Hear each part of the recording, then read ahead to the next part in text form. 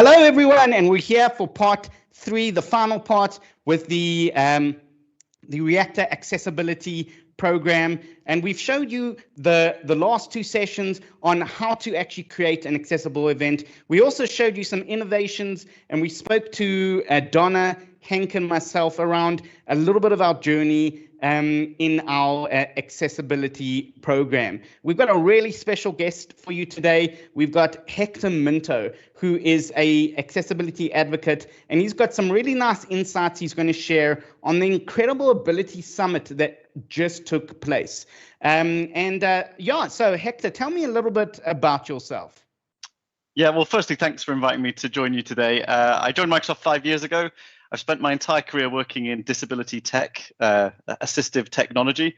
That means that I spent 20 years essentially wandering around organizations around Europe, supporting people with disabilities and getting them set up with specialist tech.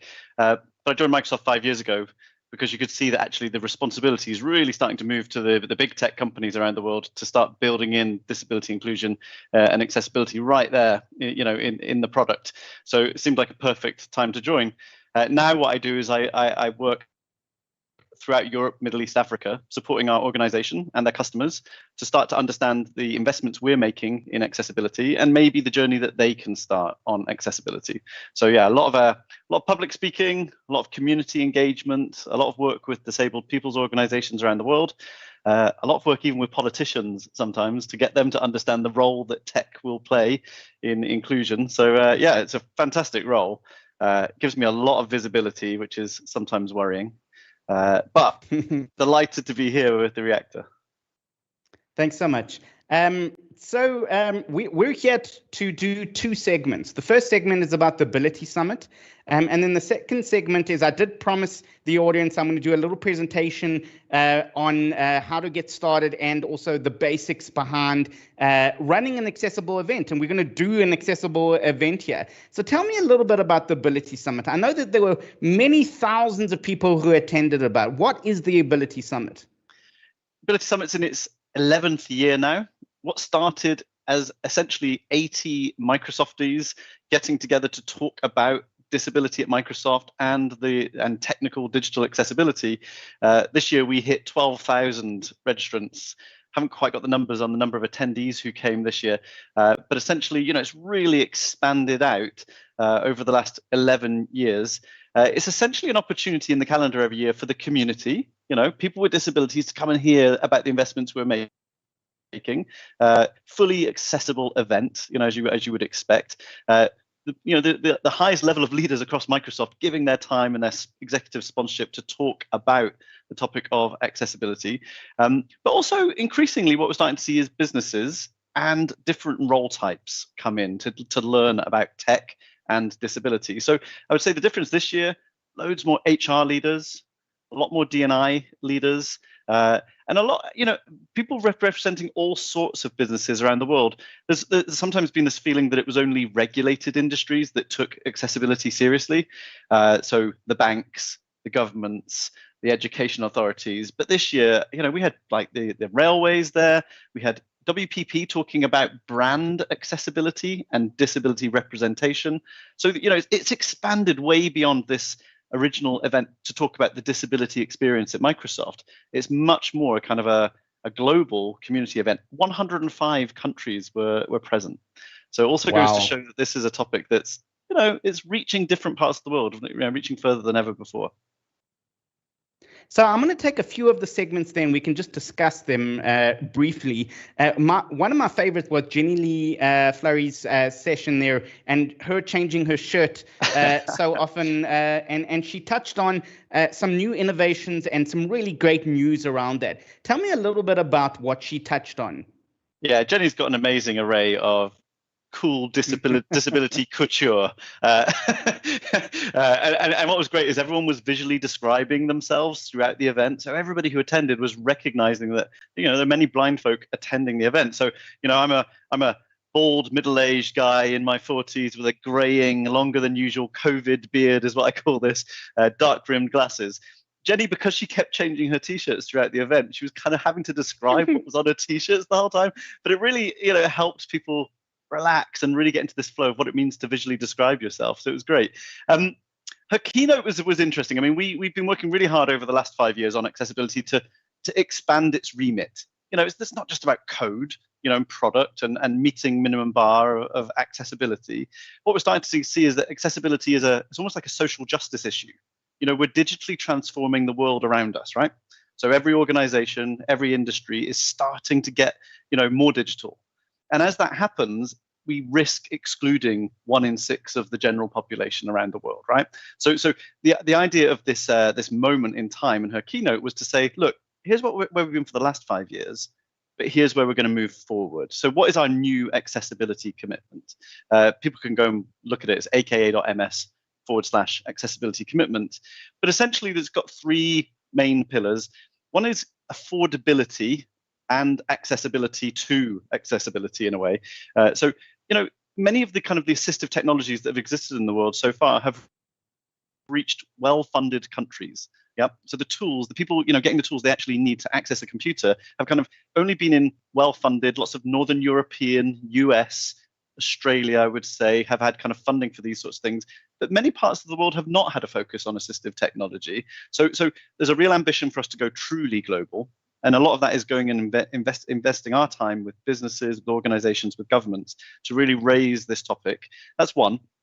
Second one is the skills agenda. So there's two pillars here. How skilled are organizations in digital accessibility and accessibility and the inclusive workplace? So educating all organizations about this topic. But then how accessible are learning platforms for people with disabilities? We live in a world now where you don't just get one career, you might have 3 careers. But if you are a person with a disability in a workplace that doesn't offer you accessible learning, how can we really move forward? How can you be given the same life chances as somebody else if the actual core learning collateral is not accessible? So that was another pillar. And the other one is great. Well, please. Sorry for the interruption. We got a great accessibility fundamentals learn path. We'll put the link up there. And I just want to say that, and that's free for anyone who wants to go there. And that covers a lot of the accessible programming for accessibility, the accessibility basics, though. Sorry for the interruption. I'm just really passionate about that.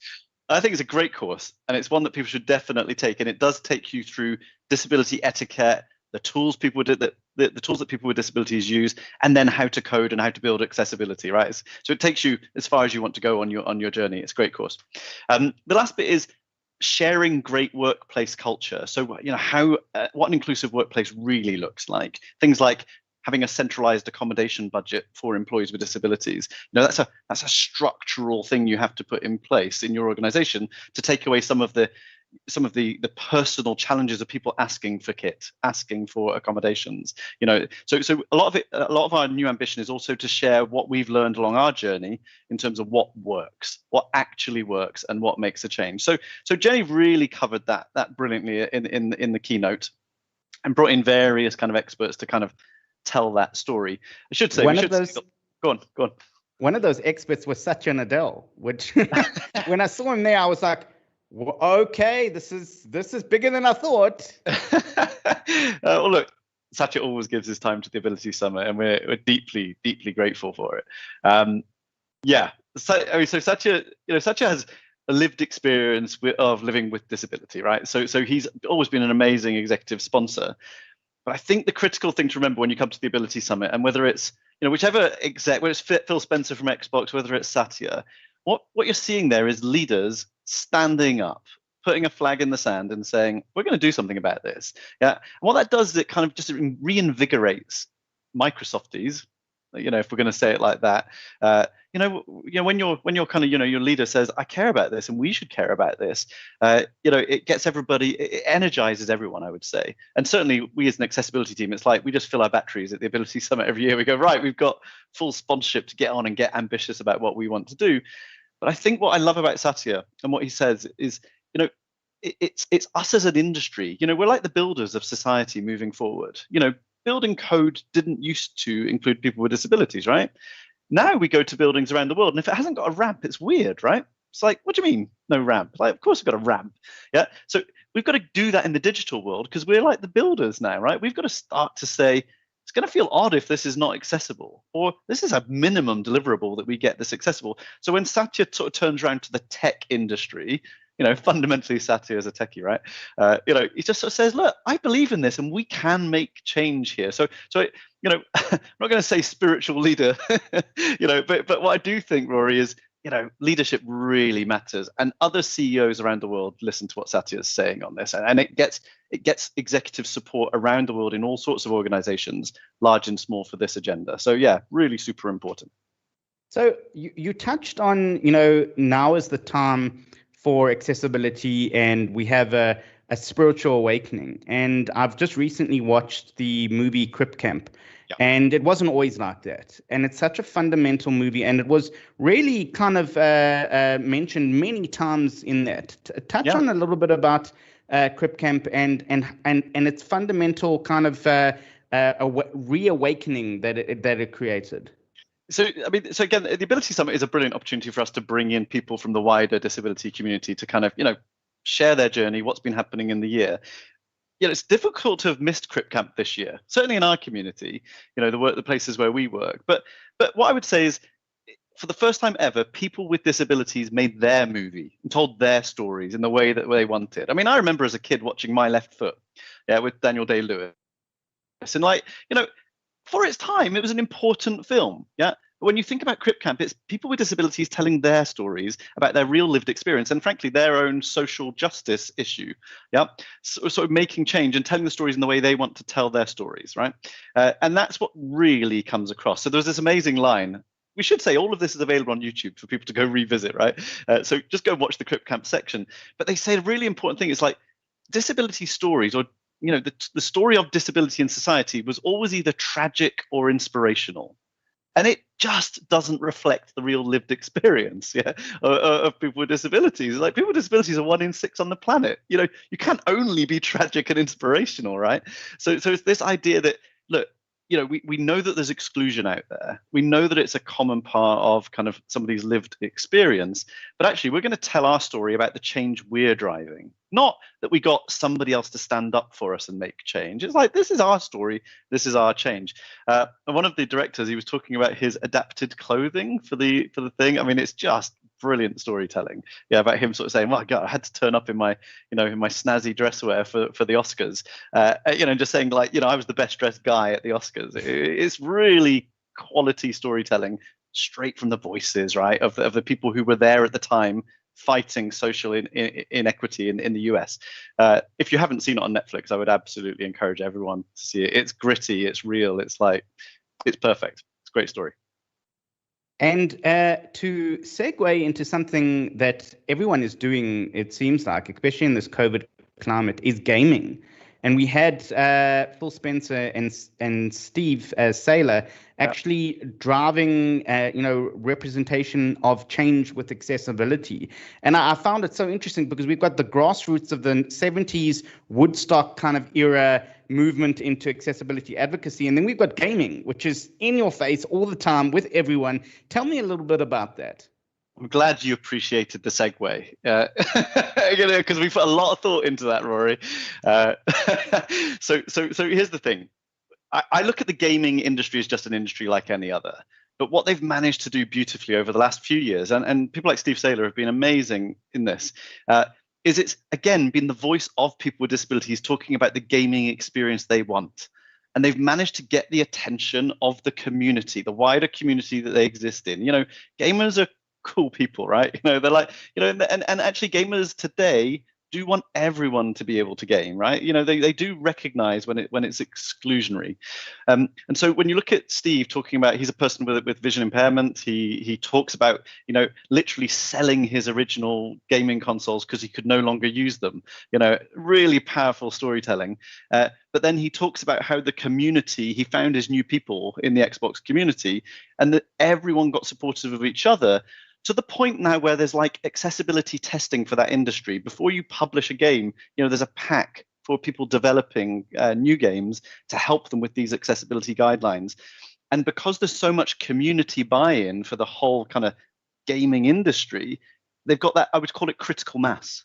They've got critical mass of disability representation and allies to sort of say, no, this is not acceptable anymore. We've really got to start making gaming more inclusive, more accessible. So I guess obviously through all the kind of the streaming platforms, they've used technology to kind of gain visibility right out there. Yeah. And they've again told their own stories, shared their own experience, streamed what it's like to game as a person with a disability. And that's really grabbed the attention of, the Phil Spencers of this world who runs Xbox across all of the small gaming houses saying, no, this is a deliverable. We got to get into this. And then kind of Microsoft, I would say, giving the pack to sort of say, well, here's how you do it, and we'll share our experiences. And we won't hide and keep it a big secret how it's done. Here's how we can start to increasingly get more inclusive design and more gaming done. Remember, a lot of that also came off the back of the Xbox Adaptive Controller, which was this controller that Microsoft hacked on to make it so that people with physical disabilities could game in their own way. And so, again, that brought more people into gaming, different voices. So it's just been an iteration on iteration of disability inclusion. And I always ask people when they see that session is forget the talking about Xbox for a moment. Yeah, it could be anything, couldn't it? It could be banking, it could be healthcare, it could be any of those things. It's like, get the community behind you who want the change they want. It could be remote work, which is one of the next section, though, because one thing that Donna did mention in the previous sections is that she uses Immersive Reader with Microsoft Teams integrated there. And we've never seen such a groundswell with remote work and accessible requirements as we have with Microsoft Teams. Now with Teams, you can have captioning, you can have translation services. Now you can sit in front of your computer like we are right now, and our colleague Henk is now streaming it to the world through Teams. We are literally using Teams as that, though. So we've gone from advocacy in the 70s to gaming. And then now it's becoming immersive in our everyday life. Tell me a little bit about where you see Microsoft Teams playing that role. I mean, Teams has been critical through the pandemic, hasn't it? Yeah. So, if you think about people being able to continue work at home, it's been absolutely critical. But what we have learned along the way, well, a couple of things. People with disabilities have suddenly kind of almost had a forcing function placed on them in terms of working this way, accessing the world through this way, through the video platform. And that's forced a lot of uncovering of disability. Many people with disabilities don't talk about their disability at work, particularly when it's an acquired disability, losing hearing, losing vision. People with dyslexia, 75% of people with dyslexia just don't ever tell anyone, that they're dyslexic. So what it's done is kind of this new way of working has revealed new exclusions. As in, if you're deaf or hard of hearing, then suddenly this doesn't work, right? So you need some captions, and you don't want to necessarily have to book in a person to do the stenography for you, to do the captioning. So the fact that it's automated and always available maintains the same sort of flexibility in the workplace while giving accessibility. So there's been a ton of learning through the pandemic in terms of what people really want, and the platforms they need it on and the improvements they need. So that's been amazing. The spin-off of that is that so many more organizations have become aware of disability in their immediate environment, people talking about their disabilities. And so what that's leading to is an understanding that this is here to stay. Many people with, I would say, physical disabilities want flexible working. Let's not do the commute every day. Let's go into the office 2 days a week. That would massively, massively help me. People who are deaf or hard of hearing say, I want to record that meeting rather than turn up at every one, and then I'll just read the transcript afterwards. So this flexibility of work, this idea that you don't have to turn up to a room at a set place and time and just have that meeting, this increased flexibility offers huge opportunity for increased representation of disability in the workplace, and for businesses and every organization to recruit from a much wider talent pool. Yeah. And so this offers, when we talk about double the unemployment rate around the world for people with disabilities, we think this digital revolution, this new flexible workplace, this new hybrid model is really going to start making things possible that were impossible before, but also because the flexibility is now reaching the businesses. Things that they just said, no, we're never going to do that. We're never going to shut an office. We're never going to let flexible working in place. Pandemic's kind of forced that a little. Yeah, so hopefully we're going to stay with that. But during the Ability Summit, we had Jeff Teeper talking about these learnings and examples of employees with disabilities talking about those features that they use. The thing I always say to people, in Teams, ask somebody to send you a message, click the 3 dots and enter the immersive reader. That's just just an amazing experience, and makes you realize that there are so many people out there with low levels of literacy, dyslexia, learning a second language in their workplace who would benefit from those tools. And they're there, right there, built into the product. From an Ability Summit perspective, it's really important, again, leaders, Jeff Teeper, who owns teams at Microsoft, so confidently talking about disability and sort of carrying the flag, saying this is my responsibility, I will continue to deliver. Again, that's really what people want to hear from us. They want to hear that it's not just a group of militants inside Microsoft getting the change they want. It's actually the leader saying, everyone, this is deliverable. Let's carry on. Keep moving.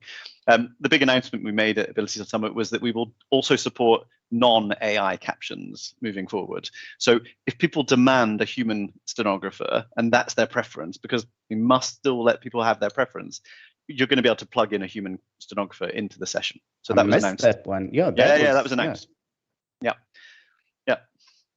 Okay. So tell me about low tech. So we did have a discussion around accessibility journey in India by a nut, and they spoke about it. And we have a huge population, developing countries. I'm in South Africa, so a lot of people don't necessarily have that. And it was so nice to see a local voice so critical with business leaders around that. What is your take on how do we really bring Microsoft's journey to developing countries and with context of a nuts discussion? Yeah, so Anant is the country manager, the CVP for Microsoft India. So he was talking about essentially his exposure to this topic in the last year. So what we've been doing at Microsoft, going back to Jenny's mission, the new commitment is like, we've got to go global on this. We've got to move beyond, where we are, extend our reach. So having people like Anant talk about the impact this can have in India, but also designing around, the lived experience locally. So if we think about things like connectivity, it's all very well to say we can have automated captions on a call, but you need to be connected, right? You need good connectivity to have that accessible experience. So designing systems on the edge, disconnected AI, new things delivered through low-cost telephony, or delivering over Android, not just iOS. These are all issues that are going to come to us as an organization to make sure that we can actually reach people where they are, not force people to come to us. So if I look back a year on the Ability Summit, we had Cindy Rose, CVP the UK, talking about the business imperative of accessibility. But you could argue that comes from a position of privilege, right? It's like, hey, we're in the UK, people are pretty well connected, we've got technology, we've got great government support for disability and technology. So yeah, of course you can say that's important. The mission this year was to really bring different voices from around the world. So to bring Anant in and for him to just say, here I am. I think of all the coders in India, who will start to deliver accessibility. That's another audience. But also saying we're linking into our communities. We're understanding the needs of our people and tech and disability. And we're going to start really kind of reaching people where they are. Super important. And really grateful that actually we're managing to get that buy-in, I would say, from different parts of the world. And that was actually a common theme throughout the event. So when you went to the employee resource group sections, great conversations coming out of Brazil. Again, countries that not really had a long history in disability and tech. So I think this is maybe the power that I've only been with Microsoft for 5 years, but the thing that just stuns me is just the reach we have. It's pretty amazing that we can really impact the world in terms of accessibility and disability because we have this great reach, and people will open the door to us when we want to have this conversation. So yeah. Now the trick is to bring all of you with us, right? The community, to start actually kind of joining this as a mission and start making it one of those deliverables of the tech industry. That's great. I sat in a discussion yesterday to engage with partners and the plan for the next financial year. And one of the partner managers said, how many partners do you think, staff of our partners, do you think that we engage with? And he said 3 to 4 million. And that's just the partners. So this isn't even the people who use our products in the millions, in the tens of millions, but just our partners who are there representing us in that. So if we drive this and we become that change, then we can influence our partners and our customers. So totally agree with you. And the next session I want to segue into is the disability disclosure that Kathleen Hogan, one of our CVPs that we have, and she covered covering, and I think that covering is you touched on a little bit there, but go into a little bit more about covering and the role in the workplace and how this new change has influenced it. Yeah, so I mean, Kathleen's discussion with Jessica at the Ability Summit was, it's a deeply personal conversation, and really, she talks about, how people gain confidence and gain strength from the people who do uncover disabilities. So we should absolutely not mandate that anyone with a disability has to share their disability. Like, that's their journey, that's their story. Yeah. But what we have to say is that when people are brave to kind of stand up and talk about their experiences, then it empowers those people who maybe are not even uncovering their disability, not talking about it. Now, she talked very personally about her cancer diagnosis, which happened to her twice, and she talked about the first time she just didn't feel ready to talk to anybody, but she really admired hearing from people within the business who were speaking up what it was like through the employee resource groups, finding time to talk about this topic within the workplace. And then when she got her second diagnosis, she was in a completely different place and actually wanted to be that person who said, it's okay to not be okay. It's okay to kind of, have this conversation in the workplace, and we will support you. So it was almost like an analogy to many of the journeys of people with disabilities. If I think of dyslexia, and I've mentioned it already, some amazing colleagues in the UK that I work with who talk about their own dyslexia really confidently, but they didn't always. And now what I see is I'll get interns come up to me and they'll say, "Hey, I'm dyslexic. Just thought you'd want to know." And I was like, "Why did you think I'd want to know?" Right? It's like, but thank you. I love that you do. And they're like, because it feels like it's okay to talk about it here. Yeah. What tips can you give me? What do I need to know about? How can I help? Yeah. And that allyship and community that builds, and that understanding, that better human connection, because we just understand more about each other. Are you a parent? Are you, all these things are part of you and your makeup. So if you do get to a stage where you want to say, I'm a colorblind individual and that red-green scorecard doesn't work for me, right? It's like everybody, what you'll find is that people want to do the right thing, but the bravest bit is building a workplace culture that's okay to talk about that. And actually, it's almost like respected, or better than respected. It's like, wow, tell me more. How can I help? It's that's the society we want to build, right? So Kathleen, as an HR leader, leading HR voice in the world, to share that she didn't immediately uncover, and that's okay, is another part of just building people's confidence. It's like, don't rush into this if it's not for you, but eventually get yourself to a stage where you feel that actually you're in a place where you want to almost like own it. I mean, it's like a very stereotypical phrase, isn't it? But it's like, own yourself, or own all of yourself. And again, we've got 12,000 people turning up to listen to this, and all the people who watch on YouTube afterwards. Again, it's like, when leading voices say these things for us, it really helps a much wider audience.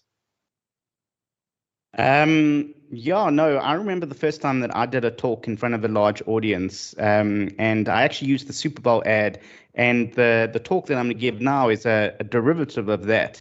And one of the things that I really battled with, and I spoke to some of my colleagues, is that I didn't feel that I owned my own disability. And it was difficult for me. And they came to me and said, "No, Rory, just own it. Just go in front of the group and just say what your condition is, and then talk through it, though." And the minute I did that, I could actually feel like a dumbbell drop, because I became that person, and also it no longer was something that I had to cover. It became part of me, though. So totally agree with you. And then once you do that, you're empowered, because then no longer is something that you're dragging behind you, but it's something that empowers you.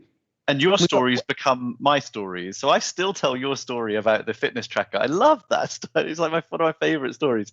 It was my scale. And I still use the scale. I don't use the BMI tracking because it did tell me that I am way overweight. And I'm going to go through that in the talk coming up, though. So if you stay tuned. I'm not spoiling it. Yeah, we've got the next segment of this talk is that talk that I want to give, and it's a live event, so you can do your captions. So we've got one final thing for the Ability Summit, and that's Dona's programming, creating an accessible product. And that's very dear to me because I do work with Donna nearly on a daily basis. Yeah, tell me a little bit about where and how accessible products, just before I start my talk, and what the role that they play. Yeah, I mean, so it's great to have Donna speaking at Ability Summit, and not least just because she's just so highly visible in this community, in the dev community.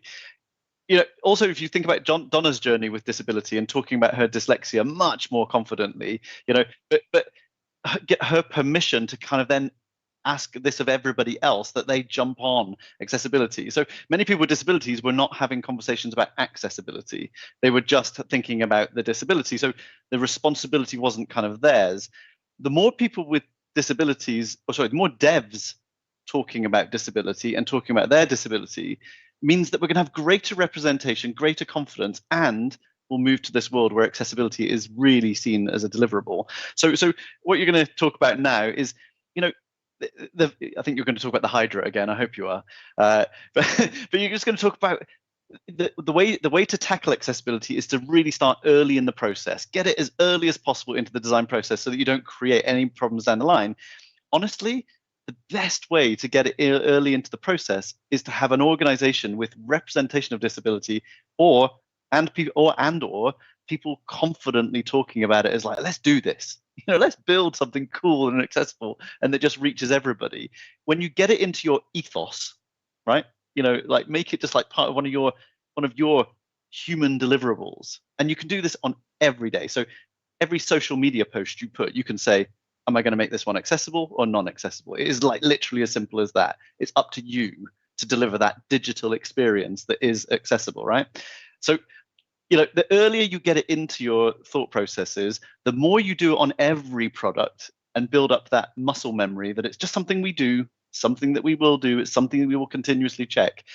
That's when we as a tech industry can scale accessibility through this community, through the reactor, through every startup. Just make it make it weird if it's not accessible. All right. So get to a point where you're like looking at non-captioned video and going, like, why is that not captioned? This is weird. It's like my breakfast cereal. I was reading the ingredients and it said gluten. And I just thought to myself, 20 years ago, no one would even mention gluten. No one even talked about that. Now you have to mention this contains gluten. It's just what you do. How do you feel when you put something recyclable in the trash? You're like, oh God, I can't put that recyclable thing into the landfill. That just feels weird. I'm not going to do that. That's what we're going to do with accessibility one day. You as a community will get to the point where you're like, I'm not putting this out if it's not accessible. Yeah, but it won't be the law or regulation. That's an important thing to consider as part of all this, right? And you're going to talk about this. But it's got to be about us, not just worrying about what the lawyers say, what the regulators say. It's got to be a much more human deliverable than just what lawyers tell us. That's a great introduction. I'm going to share my screen now. Hector, thank you so much. And we're going to bring you on a little bit to the end so you can just chat to me a little bit more. So Henk, if you're listening, I'm going to share my screen and you should see the programming for accessibility. Let me just bring up the Teams chat window here, which completely going away. I love how Teams just kind of disappears. And then there we go. Okay, cool. If you do lose me at any given time, please tell me. You should see my screen. Hector, do you see there we go. That's better. Follow me on at Rory Preddy. I get every tweet that you do. My kids eat better. So I'm an advocate. And as part of the advocacy, we encourage to do outreach and to look at diversity and inclusion. And this is really my passion, programming for accessibility. I am a programmer, have been for 20 plus years though. And we're going to look at how and the journey I took to get to programming for accessibility. So a little bit about me. I'm 4'1". So in you metric or non-metric people, that's 120 centimeters. I'm 50 kilos right now. And as part of my midlife crisis, I bought myself a BMW 335i. sitting in the garage, haven't really used it at all for the last year. I try to drive today and I go, this is weird. But I bolted on some pedals. You can see there's some false pedals, and it's actually bolted on there. And this really is one of the start of my journey, because I bolt on everything. Here's me lecturing at a university, and you can see there that I couldn't reach the screen, so I had to use a chair. And here's me trying to get coffee. I just jumped onto the counter, and then I just got the coffee. But a lot of times, and Hector touched on this, it's seen as a bolt-on because you after effect create and fix the accessibility problems. But what you do is you give birth to a mythical creature called the Hydra. The Hydra is I think it's a Greek mythological creature, and it has multiple heads. And when you chop off one of those heads, another one actually grows. And we know this as programmers because this Hydra is actually called a bug Hydra. And if you leave a bug in production, you have to debug in production. And we've seen the same thing and the same experience when we've done this with accessibility. If you leave it for bolt-on, instead of me being able to reach that coffee or reach that screen in an easier way, I have to bring a chair or something to be able to counteract the thought, the lack of thought to be able to do that.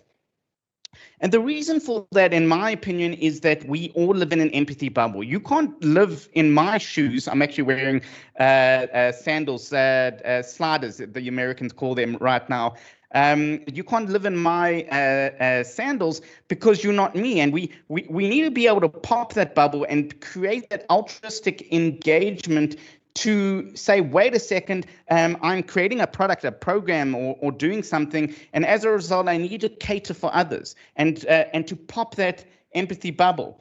Else, what happens is that without popping that empathy bubble, we're not able to live in and experience those other individuals' trials and tribulations, and we create things. You can see here, this is an accessible ramp, but it's not accessible because the Hydra came about, and right at the end, they couldn't, handle those last 3 stairs, and they didn't understand that those 3 stairs are impossible to climb. Now, I actually had a issue with my lower back, a laminectomy on my lower back, and I was in a wheelchair for nearly 4 years. And I remember looking at a tiny little non-wheelchair accessible ramp, and the step was this high, and I was on crutches. And I thought to myself, it was going to be impossible for me to climb that. And just that tiny little bit there, if you're not aware of that and you haven't lived in that, it would be very difficult, like you can see there with the Hydra. So I've got a plan of how to conquer and to slay the Hydra. First, we're going to define accessibility. So once you understand accessibility, you can not necessarily have to fall into the same perils and pits of trying to really solve everything in one go. 2, we're going to understand organizations' unique accessibility motivators, and Hector touched on this a little bit around exactly what can drive you, and you need to be able to look at that and say, I want to use this to drive me or my organization's accessibility journey. We're going to set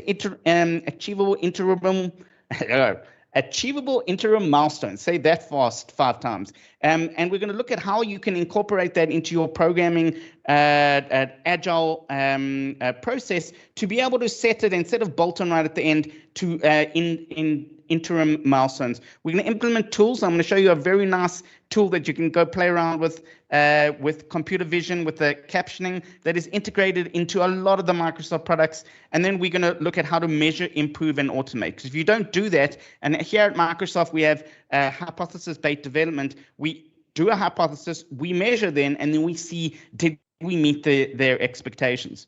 So first, let's define accessibility, what it is and what it isn't. So accessibility here at Microsoft, we believe, is the design of products, services, and environments so that everyone, including people with disabilities, can fully experience them. Not designing for disabilities, it's designing our product in a way, an innovative way, that people who have accessibility requirements don't need to actually change their interaction or bolt on to be able to change the product's mannerisms, though. And we believe at Microsoft that once you have that, you can get to innovation. So we start off with inclusive product and service design. We also look at compliance and making sure that we look at our internal and external compliance. We increase our productivity and we bring in teams there and different mindsets. And then we reach innovation. And we've seen this in multiple products that Hector has led and the accessibility has teams led, that if you follow this process,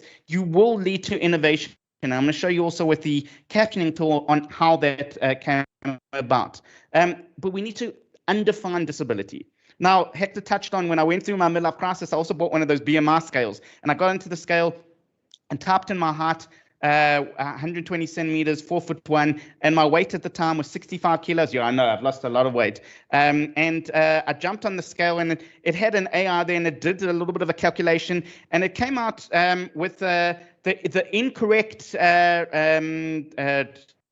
calculation, because when I actually had put in my height, it had assumed that I was a child because I'm 4'1". So it said, wait a second, this child is a little, he's been having way too much Kellogg's Cocoa Pops, because it made me feel disabled there. And I remember, having a discussion with my child, he's a 10-year-old. He also has achondroplasia. And I said, when do you feel disabled? Because I wanted to get his take on it. He says, only when I can't have a human interaction with something, when I can't reach something or do something. And disability only exists when you have a mismatched human interaction. So if you design your products that people never feel disabled, we will destroy disability. So accessibility uses innovation to create it for everyone, and disability is only exists when you have a mismatched human interaction. So let's look at how you can design your products. And we have the WCAG Accessible Design Principles, the Web Center for Accessibility Guidelines. And they break it up into just 4 different categories. So I'm not going to go too much into this, but you've got perceivable, can you see it? So visually impaired or colorblind. Then we have operable, can you operate it? So if you want to use a mouse, you can see here, I actually have 2 mouses here because I've got repetitive strain injury on both my arms. So I use 2 mice at any given time to be able to move there. And if one of my hands gets too tired, then understandable, can you understand it? And WCAG recently brought in ADHD, autism spectrum, because if you have a mouse cursor that is shaking there and you have someone who has anxiety issues around that you need to be able to cater for them and bring that down to neurodiversity and also be able to be more understandable. And finally, robust. It won't break future technologies. If you have a cell phone and you put it as a landscape and you do it to portrait or vice versa, you shouldn't break it though. And these are the WCAG accessibility design principles. We touched on it a little bit in the previous sessions. Please go in, look in at the YouTube channel on how you can use accessibility insights to look at your sites and your Windows apps, your Android apps, and use the WCAG design principles to make it more accessible. And now let's look at motivators. So first, we've got the stick. And I always tell my children, always when you do something, try to do something with the carrot. Try to get a donkey to move to water with a stick or a carrot. A carrot is going to say you get a reward, and a stick is going to be the legislation of government or compliance. And we have the US 21st Century Integrated Digital Experience Act and the EU Parliament Directive on Digital Accessibility that says by this year, actually 2021, all publicly facing civil websites or government websites have to be WCAG 2.1 AA compliant, meaning all of those principles there have to be compliant. Or like Canada has recently introduced, you get a $100,000 fine per day.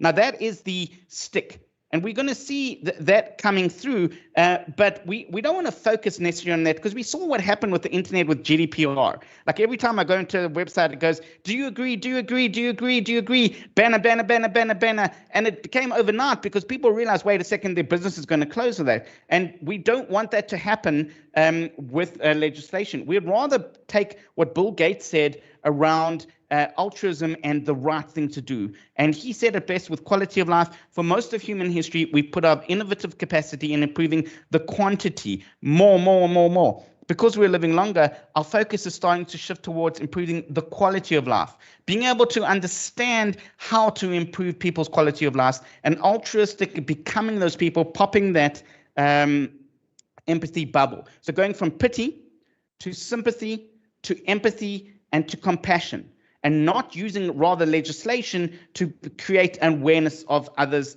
difficulty. And how you do that is you become that person in that empathy bubble. You can see there's Claudia, Ashley, and Ron. And Ashley is a 24-year-old art graduate, administrative assistant, severely sight impaired, and uses a screen reader. And you take Ashley and you run persona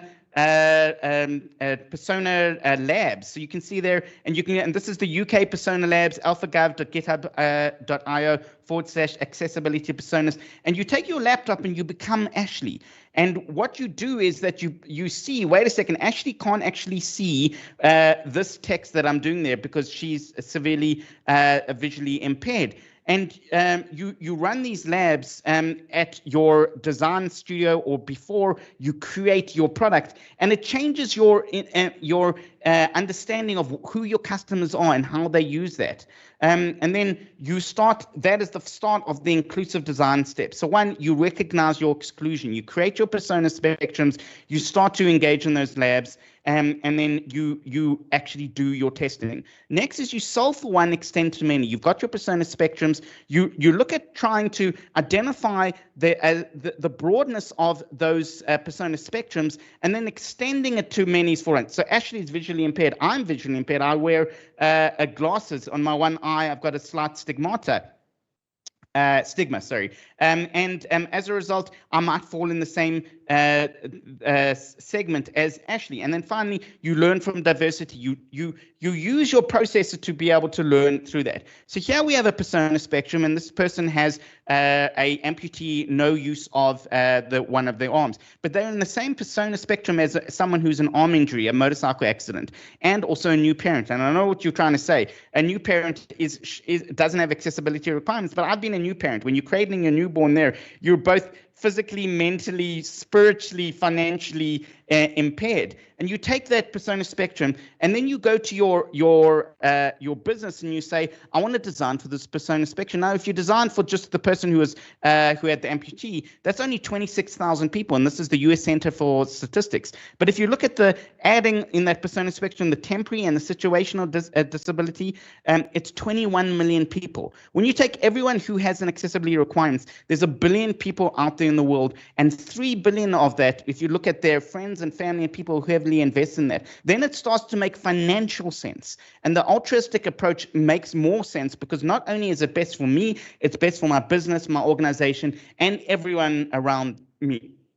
You take your ticketing scenario then. So this is something I did for one of the large airlines. I flew over to Dubai and I did a session for them. And I did a ticketing scenario as buying an airline ticket. Hopefully that will happen soon, eventually, when the COVID climate lessens though. But you've got your ticketing scenarios, you've got your registration, navigation, and your checkout. And then in your registration, you can search, and then right at the end, you've got an experience with a survey that half of us don't even do. But then now you superimpose that with your persona spectrums, and you see everything changes. You've got responsive design for site landing, capture for registration, single sign-on, accessibility help desk, and navigation. You've got callback, one button access, voice search, SMS and email alert for checkout, one button access, and then right at the end, you have AI adjustment. And we've seen more and more people, when you say, did this work or did this not work for me, it changes the entire way of engaging with the system. And that's really how the innovation, we're seeing it change though, because once you realize, wait a second, it's not working for my customers, you change the actual flight booking ticket process to cater for them. Did this work for you? No, then change it. Now let's look at milestones. So milestones, so typically you've got the bolt-on right at the end of it. You can see right at the end of there, we've got our accessibility on shippable product. Almost impossible to say the Hydra then. What we see now is a shift left. So normally when I'm in a group of people in a kind of a face-to-face, I actually do a little jump left. So you're going to have to imagine me jump there. But the jump left, or my left, is instead of traditional large investment at the end, you do small investments throughout the process. And what you get then rather is, instead of having right at the end, the Hydra has so many heads, you slay the Hydra throughout the process. In the Scrum or your sprint, you look at accessibility. Your definition of done includes, is it accessible? Your product backlog includes an accessibility swim lane. And your wireframe also includes UX research. Now, your design also accessible. And we've seen how you can use some of our tools and technologies around Microsoft to be able to do that. And then once that is done, the Hydra is slain, because it doesn't exist really there. So you've got the shift left, you've got the actual movement to less investment, and you do that with tools. So you can see here we've got, and I touched on this with Donna and Henk at one point there, the accessibility insights. So we've got accessibility insights for web. We've got it for Windows, so you can actually bring up your Windows app. You've got it for CI/CD, so GitHub Actions, and Azure DevOps, and I did a little bit of a demo there. You've got it for Android, so 95% of the world's computers run Android. It's a Linux-based install, and you can test now your accessibility insights for Android. And we've just recently launched GitHub Accessibility Insights for GitHub Actions. So I did do a demo in the previous session. You can go to accessibilityinsights.io. Not only can you do all of that, but you can bring it into DevOps. So as you're bringing your products, you can do continuous integration, continuous testing. And I showed Donna and Henk how to do that with testing with JUnit or NUnit, and then you can catch the Hydra before it becomes this massive beast and really take down your organization. You can see there, here's this is in .NET, and it's running your executions there. And fail fast. Now this fail fast is actually a test first terminology that they created in the 60s. So test first, fail fast, and be able to see, wait a second, the Hydra is being able to created.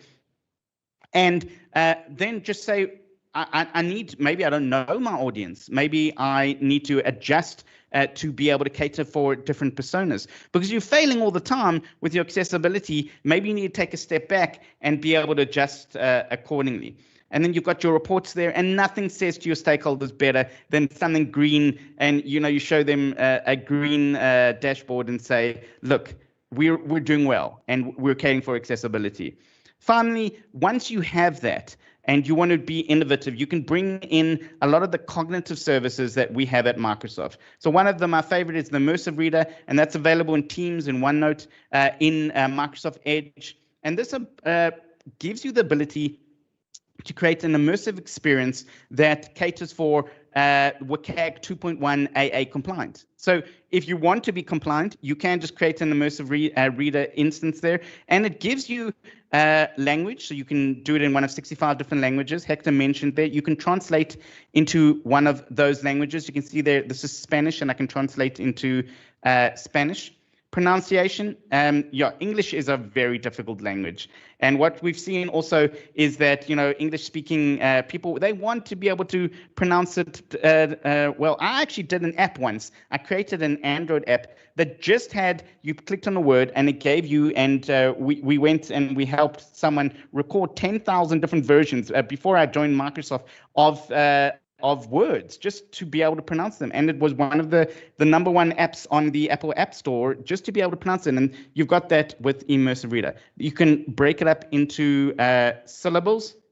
And big thank you to the sign language interpreter who's following me here. I know that this is a little bit difficult for me because I'm so energetic and excitable in this topic. And you've got pictures there also. So what I want to show you quickly is a demo of something that I haven't showed you before, Azure Computer Vision. So you've got a picture here of three individuals. You've got Satya Nadella, Bill Gates, and Steve Boelman. And we're seeing now the integration, the image captioning becoming really integral into the Microsoft products, into a lot of the basics of accessibility preparation for your documents, for your websites. And you can see here, it's giving a description, Satya Nadella, Bill Gates, Steve Boelman posing for a photo. And how we did this is that we looked at the best usage of language and we paired it with computer vision. And going into the demo here, I've got no more slides after this. Let me show you something that you can get started with and see how it reaches innovation. So let's go find Chrome here. And this is the caption bot. So you can see the captionbotdemo.azurewebsites.net. And it pairs the description of an object with the language of our textual representation. So what do you see here? Now I see a ham and cheese sandwich on brown bread with sesame seeds on an oak cutting board. But if you describe that to people, it would be too much. And you want to describe multiple images or your websites. So we paired that. And if you click on that, you'll see that it's analyzing the images, going to the cognitive services there, and it's going to come back. I think it's a sandwich on a cutting board, because we understood from the machine learning and the AI reinforced learning that it wasn't necessary to describe the poppy seeds there and what's in the sandwich, but just to do that. And you can do that in PowerPoint and Word, and it gives you the opportunity to do that captioning. So I thought, let me be a little bit hard there. I've got this picture here. There's some people there. There's a scientist there. I think that is an ex-president, and that's another guy there, and they're doing something there. So I took that service there and I popped it into my there we go, into my cognitive services here, and this is some Java. With some Java tooling here. You can see I'm swapping between hands, and I'm going to run this here, and it ran it.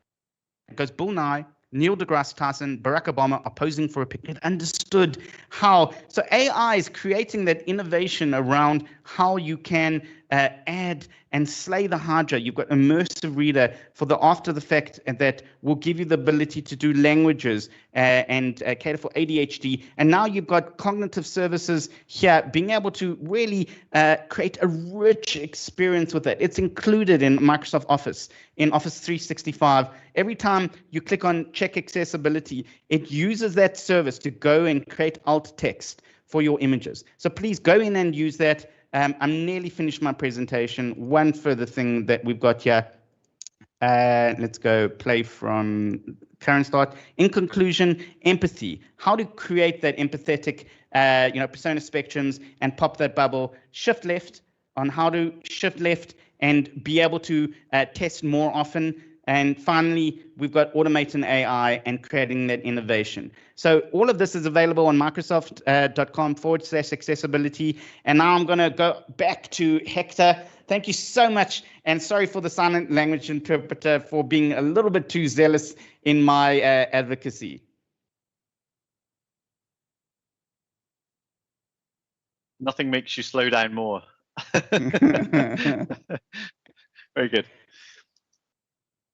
So I love the approach. And I guess what we're starting to see is so many of the things that we've got are either open source, freely available for testing, so really accessible. So kind of almost like no excuse for not going back and reviewing the accessibility of what you're doing through Accessibility Insights. But the AI is going to play a massive role moving forward in automating some of this accessibility. Nothing will beat human testing. Nothing will beat a human putting descriptions into the context of of an image for someone that's blind. But over 1 billion images have been automatically described in Office 365 since we released that feature, right? So, it's more accessible. Is it optimized yet? More to do, right? But it still, shows we're on the right, in the right journey. And in a beautiful way, the consumer, not the enterprise, when a consumer changes that image description, what that does is that then feeds back into the model to make sure that we're getting more contextual descriptions of photos. So AI and data is going to play a huge role in making the world accessible. And it's going to bring innovation. And we believe that it creates innovation, and innovation would also be lead to greater profit. Because once you do that and you approach more people, instead of the thin little spectrum that we have, and I use the analogy of when they created airline cockpits, they only did the average person, and there was no average person. And your mine office chairs are actually based on that office cockpit because they realized they needed to cater for more people. And then innovation that AI is going to lead to the accessible. And instead of me reading on my cereal box gluten, It's going to be as immersive as that for to be accessible. So thank you so much today, Hector. We're a little bit out of time now. Thank you in the background for Henk for running this entire process here, for setting up everything there. Thank you so much to Donna, who couldn't make it today. Thank you, Donna, for all the support you've given me, to Eamon and the Reactor for running this program, to our brilliant sign language interpreters who kept up with me this entire time.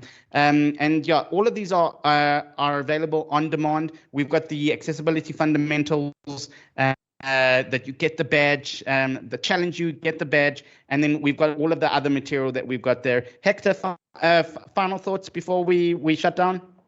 Thanks to the Reactor for kind of reaching such a huge audience. You have great, reach into the world, so we can all build a much more inclusive digital society moving forward. Follow us, take the training, as you said, Rory. Readiness makes a big difference. Do your homework and move forward. Thanks so much. Thanks, everyone.